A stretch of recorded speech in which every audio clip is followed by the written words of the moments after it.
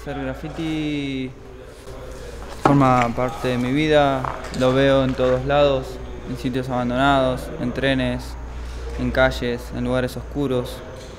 Es algo que entiendo que la gente no quiere ver y por eso nos vemos obligados a venir a los sitios abandonados.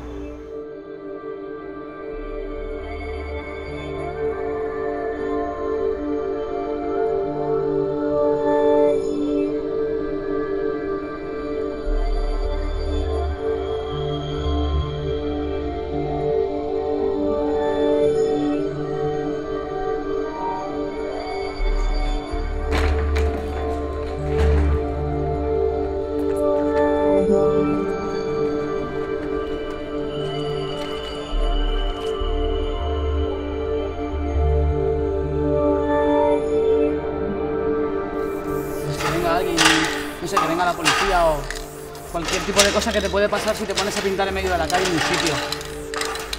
Aquí estás como resguardado.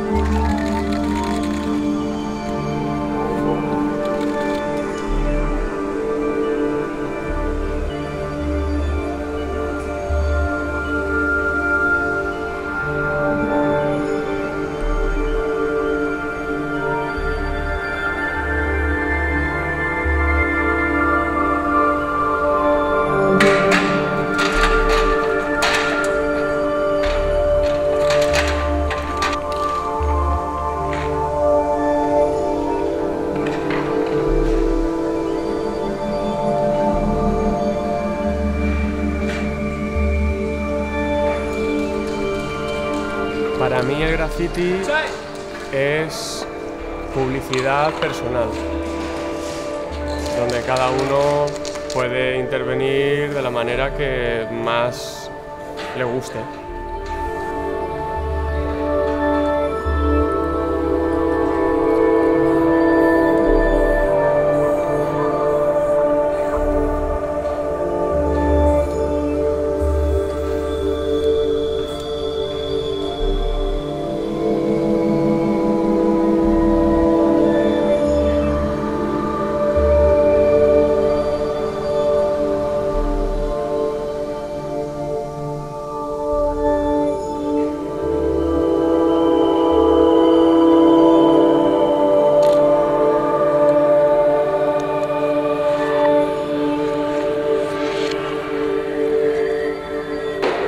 Graffiti Life, tío.